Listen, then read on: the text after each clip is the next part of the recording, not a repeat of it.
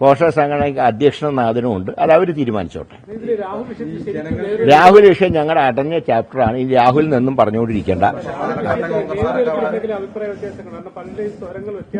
സ്വരങ്ങൾ പാർട്ടിക്ക് പുറത്തുള്ള ഒരാളെ കുറിച്ച് എന്താ സ്വരം? എല്ലാവർക്കും ഒരേ സ്വരം തന്നെയാണ്. എല്ലാവരും ഒരേ സ്വരത്തിലാണ് പുറത്താക്കാൻ തീരുമാനിച്ചത്. ഇനി അതിനെക്കുറിച്ചൊരു കൂടുതൽ ചർച്ചയിലേക്ക് പോകണമെന്ന് ചിലർക്ക് ആഗ്രഹം ഉണ്ടാവും.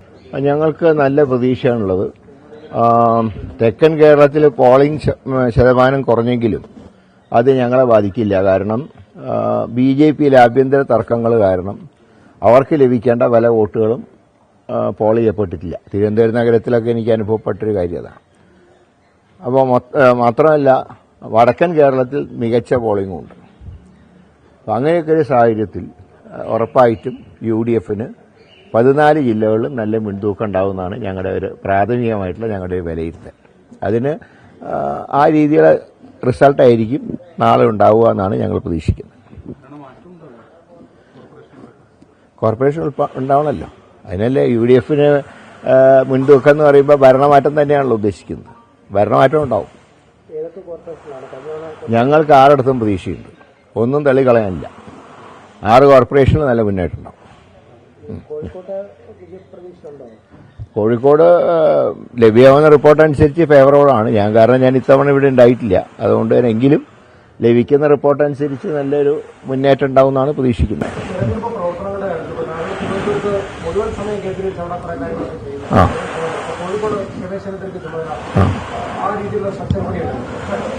പ്രധാനപ്പെട്ട ചില കാര്യങ്ങൾ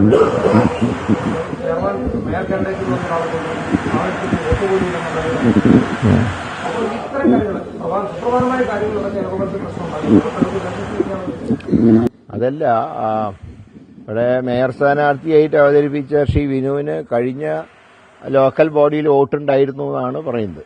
പക്ഷെ ഇത്തവണ ഒരു കാര്യമുള്ളത്, കഴിഞ്ഞ ലോക്കൽ ബോഡി ഇലക്ഷനിൽ വോട്ട് ചെയ്ത പലർക്കും ഇത്തവണ വോട്ടുണ്ടായിട്ടില്ല. സാധാരണ രീതിയിൽ നമ്മൾ വോട്ട് അഡീഷണൽ ആയിട്ട് ചേർക്കുന്നത് കഴിഞ്ഞ തവണ വോട്ടുകളുള്ളവർ മരിച്ചുപോയവരുടെ പേരൊക്കെയാണ് നീക്കം ചെയ്യുക. പക്ഷേ തിരുവനന്തപുരത്തെ ഒരു അനുഭവം ഞാൻ പറയാം. മരിച്ചുപോയവരൊക്കെ വോട്ടർ പട്ടികയിലുണ്ട്, ജീവിച്ചിരിക്കുന്നവരും വോട്ടർ പട്ടികയിലില്ല. ഞങ്ങളുടെ സ്ഥാനാർത്ഥിനെ തന്നെ വെട്ടാൻ നോക്കിയല്ലോ. അവരിനെ കോർട്ടിൽ പോയിട്ട് ഫൈറ്റ് ചെയ്തിട്ടാണ് വാങ്ങിയത്. അപ്പോൾ ഇത്തവണത്തെ ഞാൻ കണ്ടൊരു ഇലക്ഷൻ കമ്മീഷൻ ഒരു നിഷ്പക്ഷമായിട്ട് ഇലക്ഷൻ നടത്തി എന്നുള്ള ഫീലിംഗ് ഞങ്ങൾക്കില്ല. പ്രധാന കാരണം ഒരേ വീട്ടിൽ തന്നെയുള്ളവർക്ക് പല ബൂത്തുകളിലായിട്ടാണ് വോട്ട് കണ്ടുപിടിക്കാൻ തന്നെ ബുദ്ധിമുട്ടായിരുന്നു ഇത്തവണ. ഇങ്ങനെ ഒരിക്കലും ഉണ്ടായിട്ടില്ല. അവസാന 2 ദിവസങ്ങളിൽ ചേർത്ത വോട്ട് ഒരു മാനദണ്ഡവും ഇല്ലാതെ ചേർത്ത വോട്ടുകളാണ്. ധാരാളം ഡബിൾ വോട്ടുകൾ ഉണ്ടായിരുന്നു. അത് ചൂണ്ടിക്കാണിച്ചിട്ട് പോലും നീക്കം ചെയ്തില്ല. എന്നാൽ മരിച്ചവരുടെ വോട്ടൊക്കെ വോട്ടർ പട്ടികയിൽ ഉണ്ടായിരുന്നു. അങ്ങനെ തികച്ചും അശാസ്ത്രീയമായിട്ടുള്ള വോട്ടർ പട്ടിക.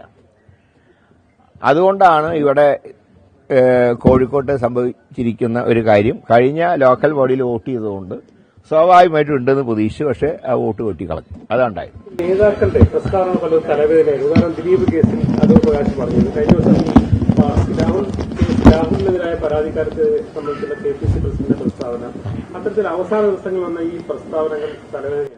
അതൊരിക്കലും തലവേദനയൊന്നും ആയിട്ടില്ല. കാരണം ദിലീപിന്റെ വിഷയത്തിൽ പാർട്ടിയുടെ നിലപാട് വളരെ നേരത്തെ തന്നെ KPC പറഞ്ഞു കഴിഞ്ഞാണ്. പ്രകാശ് അങ്ങനെ പറഞ്ഞത് ശരിയായില്ല എന്ന് പാർട്ടി